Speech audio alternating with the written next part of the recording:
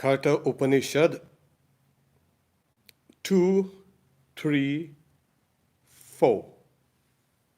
And we are on the last section of this Upanishad. Wonderful. It's been a wonderful journey along with Nachiketa and the teacher of knowledge, the god of death. 2, 3, 4. If one succeeds in realizing here, before the falling of the body, one becomes freed. Else, because of that failure, one becomes fit for embodiment in the world of creatures. One becomes fit for embodiment in the world of creatures. It's re-embodiment. Who re-embodies? Why? So the answer here is given. If you leave here without knowing the reality, you will have to come back. And if you do realize the reality, well, there's no coming and there's no going. One is liberated. So if one of that body, of your body, one becomes freed, obviously. Else, one, because of that failure, one becomes fit for embodiment in the world of creatures. Iha chedashakat bodhum praksharirasya vishrasa tata sargeshu lokeshu sharirattvaya kalpate. Iha, here, there is no post-mortem, you can say, liberation. There is in a way, called karma, but here you have to realize something here. This realization is not post-mortem, in the sense of after you die, you might go to some place and then, I've realized, no. The Upanishads and the whole of Vedanta insist that you acquire this knowledge while you are still living here in this body, here in this world, in this lifetime. Chet is if. Ashakat bodham. If one is here, is saying, Ashakat is succeeds, and bodham is to realize. If one succeeds in realizing what? That reality, of course.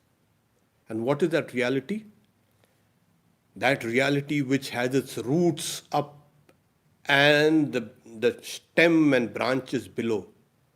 The world tree, the world of samsara, the tree of samsara, which has its roots in the superior, pure Brahman. And that reality which everyone is, as it were, obeying implicitly. Why? Because it's like a great fear, like a great thunderbolt. Everything is working perfectly because of that reality. So that reality, if you know it, before this body falls away, one becomes freed. Else, because of that failure, one becomes fit for embodiment in the world of creatures. Yes, so that Brahman has to be known. Okay. And because we do not know it, we are living in a state of ignorance about Brahman, ignorance about the reality. Why? Why don't we know that? Because our desires, our orientation, you can say, our outlook on life has become so limited, so confined, so narrow, that even if we want to, we can just throw it off. We'll have to make a great effort in removing this ignorance and removing this narrowness of our lives have become confined to me and mine. This is what I know, this is what I want, this is what I will get. So this reality, as it were, is hidden. Who hides it? We ourselves. Because, like Swami Vivekananda said, we think and talk in vain because we are satisfied with the things of the senses. We, as it were, cover the reality with a mist. The mist of our misperception. So this reality which is directly known, here it is said, here in this body, in this world, it can be known. But there is something that obstructs you. That is that veil of ignorance or samsara. And as we proceed to know this reality, what happens is we rip open that veil which is hiding the reality. And we see it directly. One becomes freed. Now, you know what happens whenever we try to know the reality?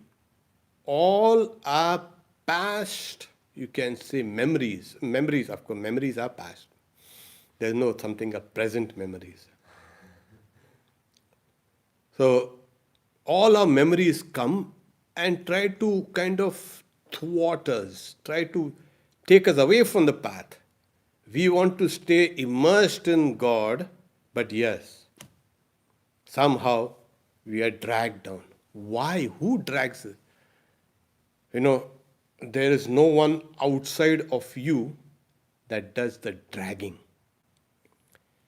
Some things that we have done, many times, you know what we think? Oh, I have done something. Okay, I've done something good or I've done something bad. And nobody really knows what's actually happened. I know, God knows, God knows, really. God knows. But we are actually setting in motion a force. We do not realize that our karma, our actions, our thoughts, and our words have a power behind it. We do things inadvertently or even without proper awareness. And we are setting in motion a wheel. And as we keep on, we've forgotten what we have done, but that wheel has been set in motion and it will fructify in time. So karma is an extremely powerful, you can say, double-edged sword. Either you make yourself or break yourself. That's why Swamiji says, be aware of what you do and what you say and what you think. So this web that we have spun around ourselves is of our own making. There is no one to be blamed. If something has been set in motion by me, it is rolling down. Maybe 20 years ago, even 30 years ago, that force is carrying me forward. And that is what is stopping me from realizing the truth. Somehow I am being impelled. I may have forgotten, I have forgotten whatever I've done in my past. Faint memories. But those memories are not just faint memories. They are potent enough to stop you from realizing the truth. So how do we then realize the truth? If this is the case, We inadvertently speak and do and say, think many things. What's the way out of this trip? The way out is again karma.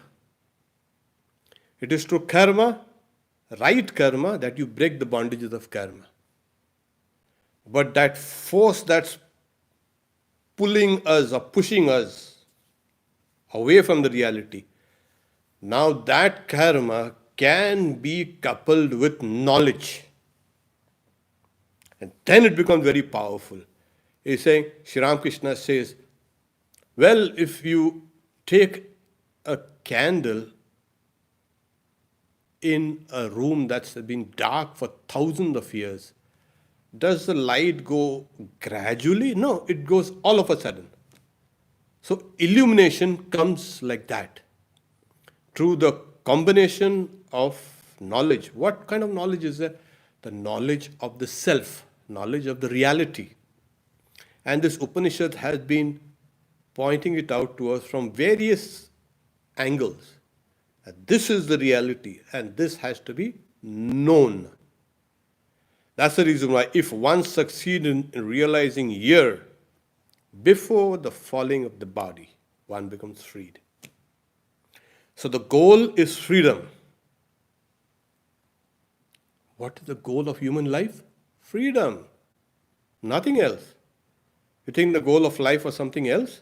Well, people have been pinning their hopes and pinning the goals of life in various ways, but every goal which is not spiritual has resulted in failure, has resulted in life becoming insipid, in life becoming frustrated.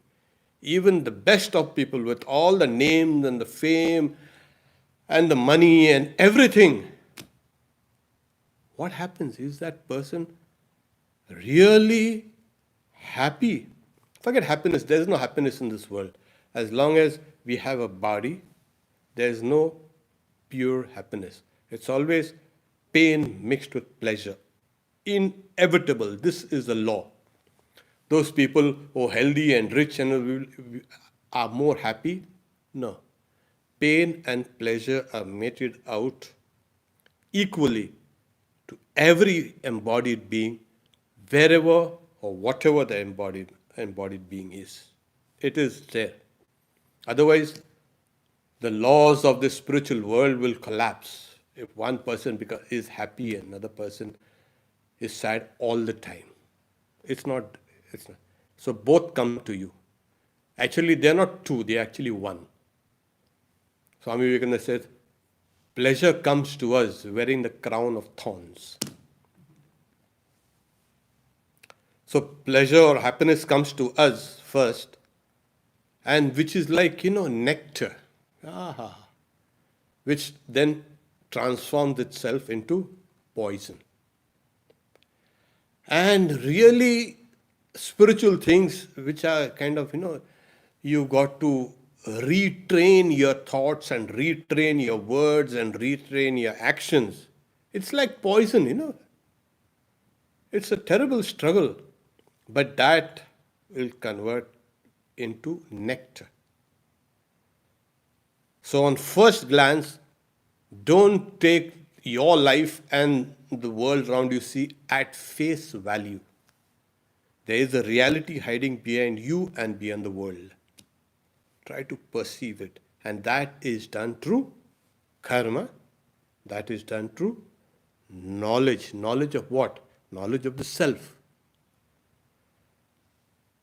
If you can do that, you are free. And if you do not, in case you do not, then he's saying, because of that failure, one becomes fit for embodiment in the world of creatures. Well, this is the world of creatures.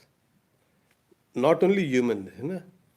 There are beings born of eggs, of moisture, of wombs, all these kind of things. So you're fit. These are all creatures. This world is a world where creatures dwell. So we are also all creatures. this world is constantly changing. There's constant life and constant death. So beings are born and beings die constantly. So if we don't, then we are fit for re-embodiment. We don't realize the truth that is. So he's saying, Sharirattvaya kalpate, one becomes fit for re-embodiment. Why?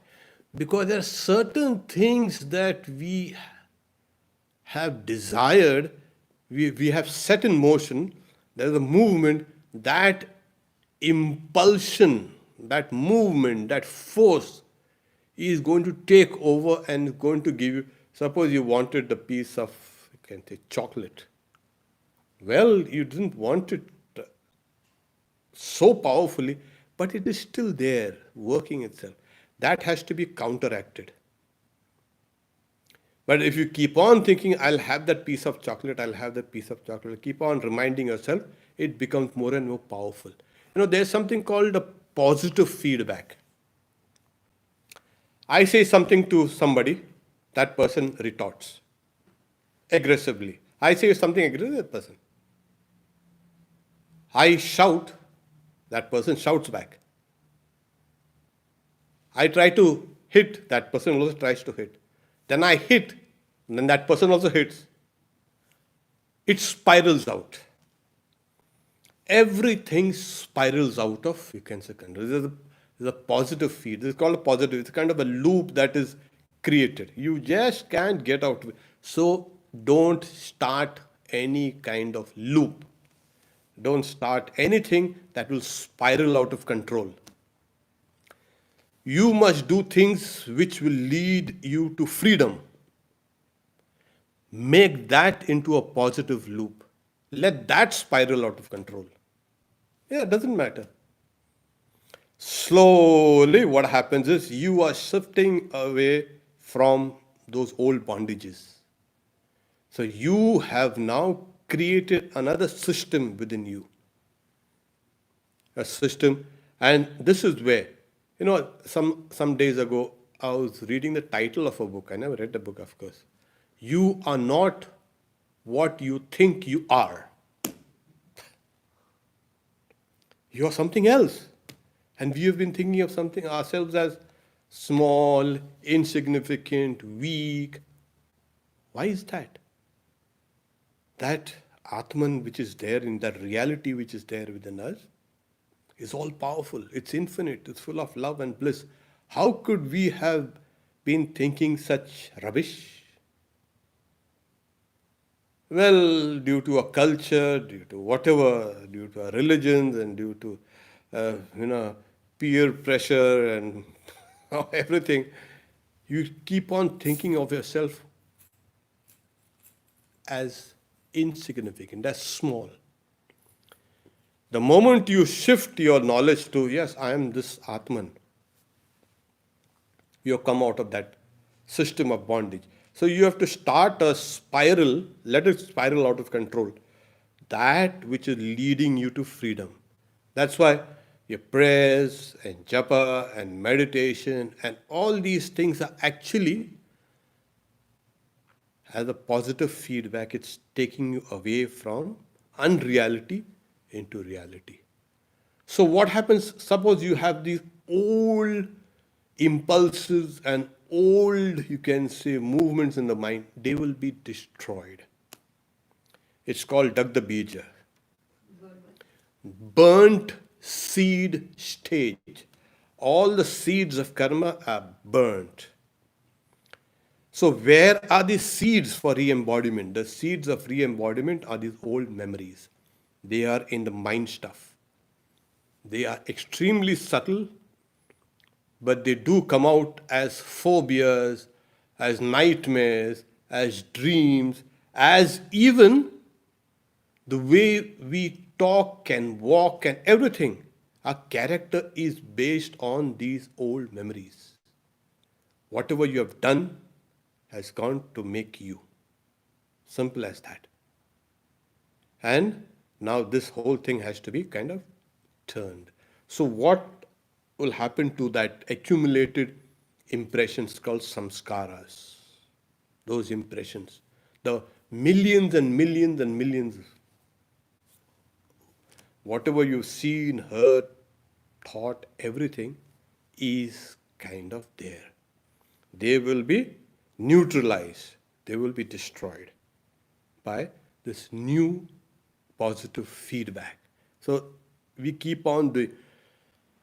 If, Holy Mother says, even if there's one small desire in you, you'll have to come back.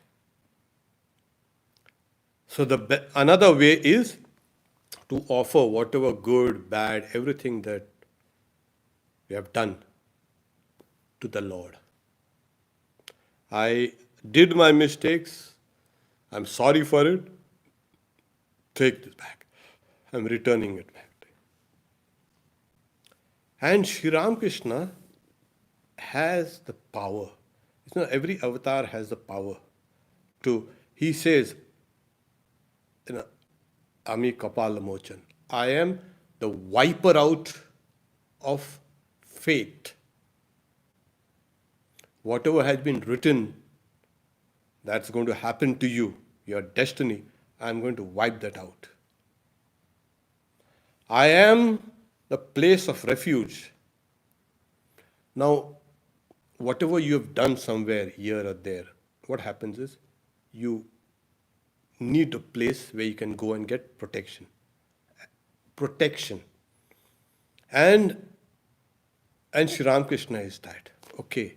He says, I'm Forest Danga. That is, in India, we had the British and the French also, ruling certain territories. So there were some revolutionaries who used to work against the British administration, and to escape the police, they used to flee to the French quarters, where there's the French dominion. So there the British could not enter there. There the French are there. So Sri Ramakrishna say, I'm like that French quarter, You do everything, whatever you have to do, and then come here, you're safe. British law can't touch you here.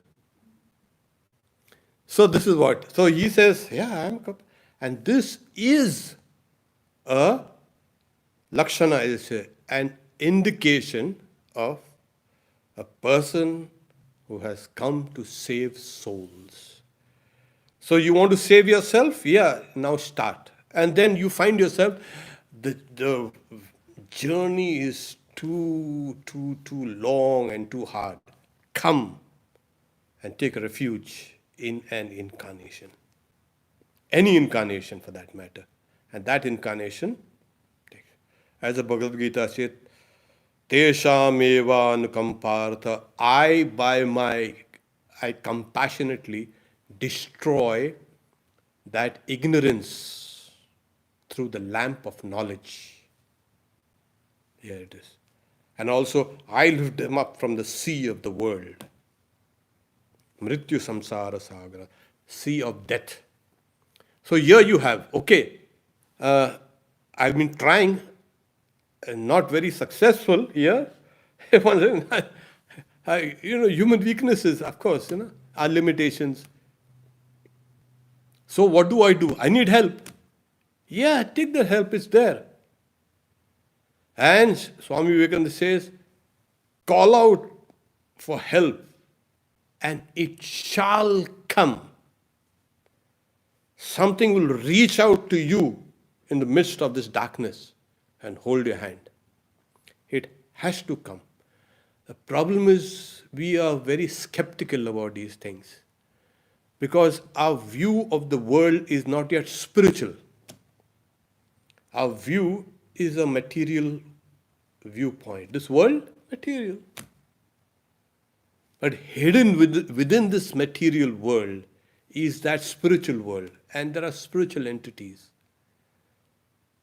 We don't reach out to them. That is the problem. We see this world as, it's there, it's been there. My father's seen it, my grandfather, my great-grandfather, my 14 generations I've seen.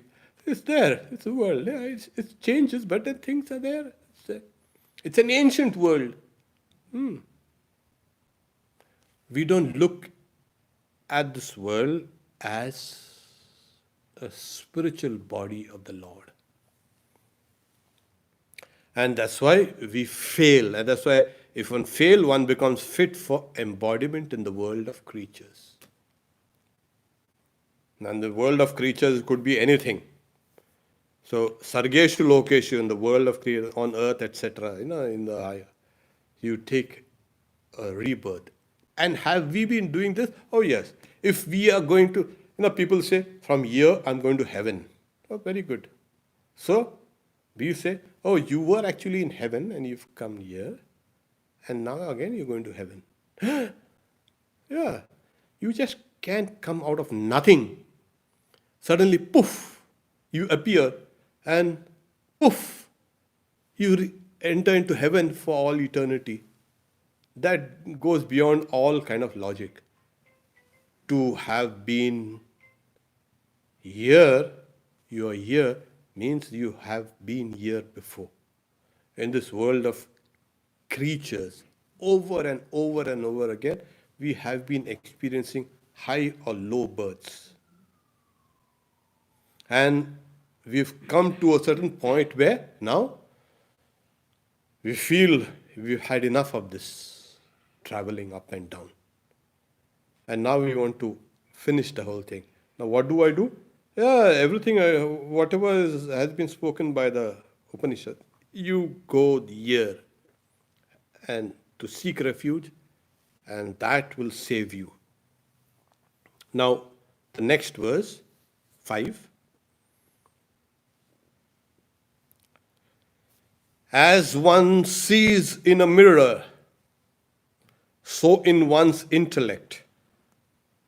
As in a dream, so in the world of the manis, that is the Pitriloka, world of the ancestors.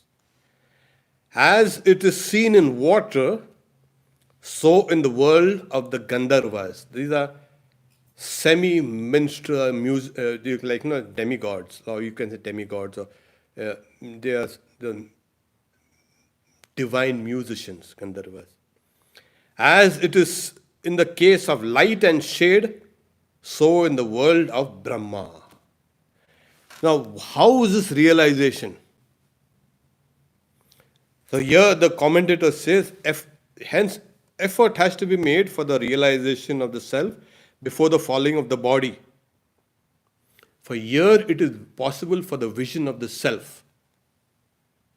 Now, what is the vision of? This is in the intro to the verse. And how is realization affected here? How do you see the reality here? Like you see it extremely clearly, like you would see your face in a mirror. You see reality reflected in the intellect. Wonderful. Well, if you can't do it here, and you have to get re-embodiment in the world of the fathers or the world of the Gandharvas. So what is saying? It's like when we all see dreams, kind of hazy, indistinct. So truth is realized in those higher worlds like that, indistinct. But here in our own intellect, it is extremely distinct. Another example, illustration is given. Like you see your own reflection in water, in a pool of water or anywhere. You see, it is even still more indistinct. The lines are not sharply defined. So you will see truth in the world of these gods, the various levels of gods, you will see God. And when you go to the highest realm of Brahma, that's a creator, truth there will shine like light and shade. It's very clear. Yeah, this is the light and this is the shade. So, in the highest world of Brahma, truth is actualized as light and shade. And in the world of the various gods, start beginning from the Gandharvas, truth is realized as like you see your own reflection in water.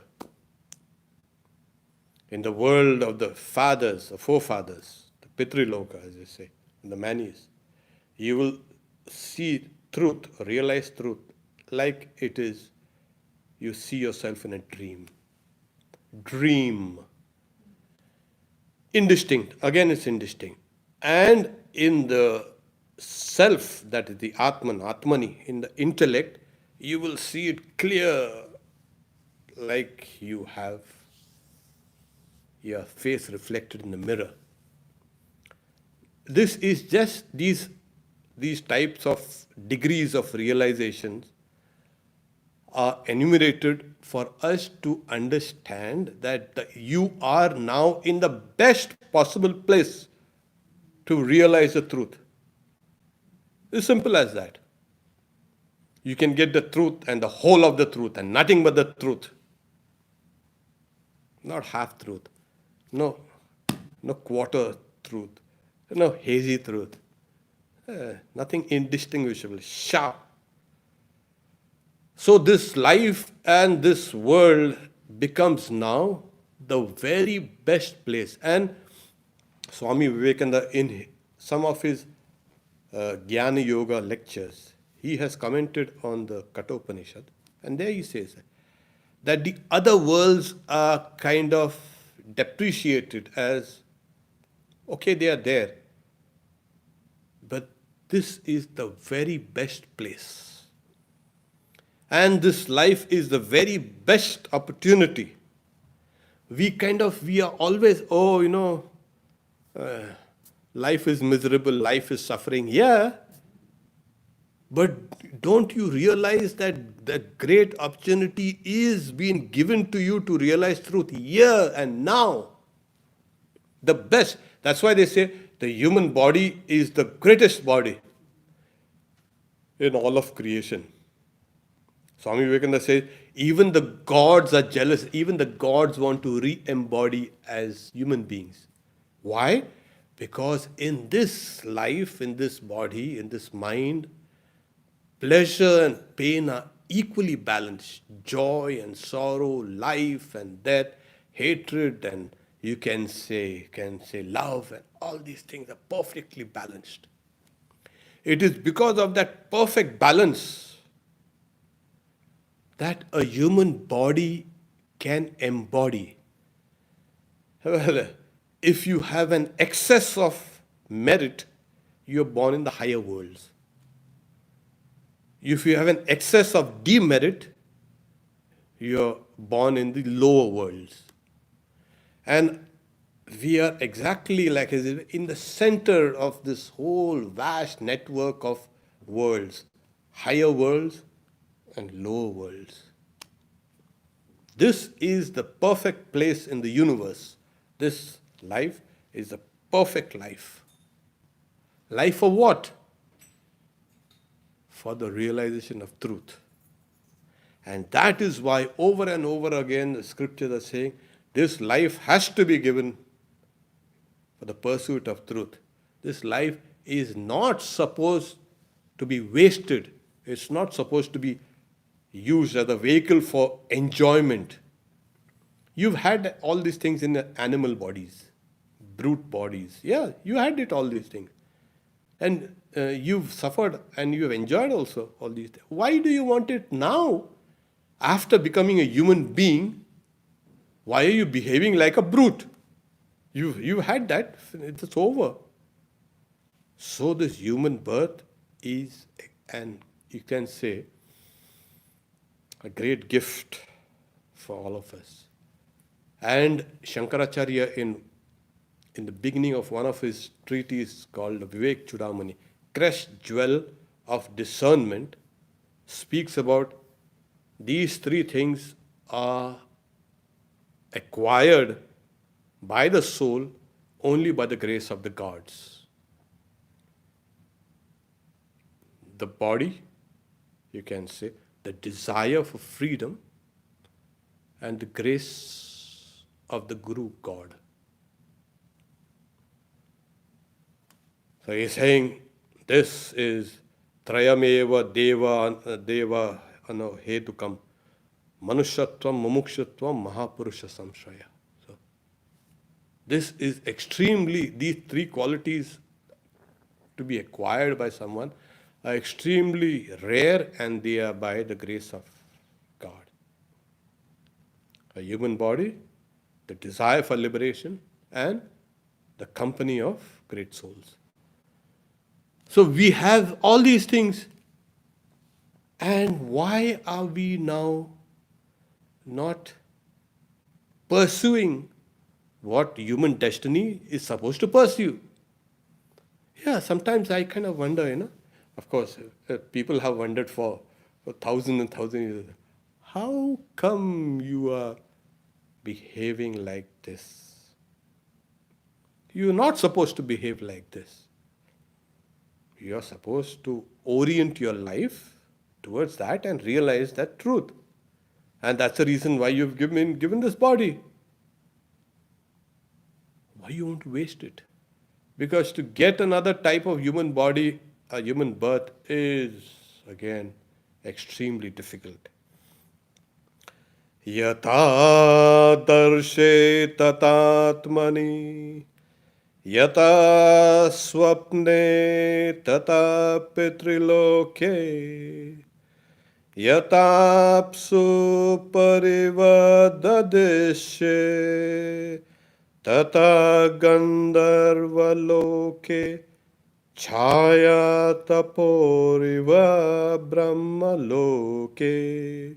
So, like light and shade, light and darkness, you get to realize truth in the highest realm of relative existence called the Brahmaloka.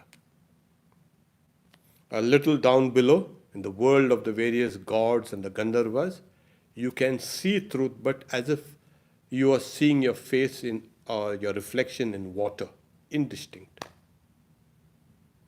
And lower down in the world of the fathers, the ancestors, Pitriloka, you will be able to realize truth, but indistinct, like you see yourself in dream. Why? Because of the various impressions, the commentators say, because of the various impressions that are obstructing a clear, you can say, perception.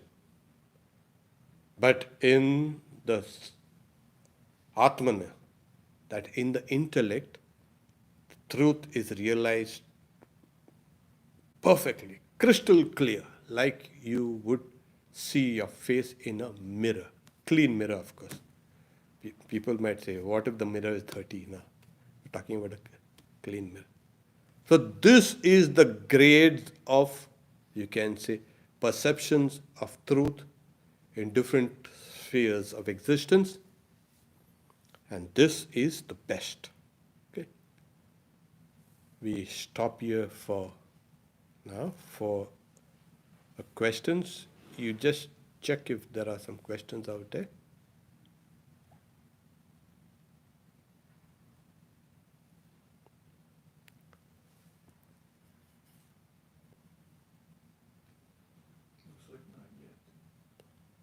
So we stop here for your question. We see each other next Wednesday. And tomorrow we have the Bhagavad Gita evening. This evening, 7:30, there's a gospel reading by Swami Atma Tattvananda. Yeah. Om Shanti Shanti Shanti Harihi Om Tat Sat Sri Ram Krishna Arpanamastu.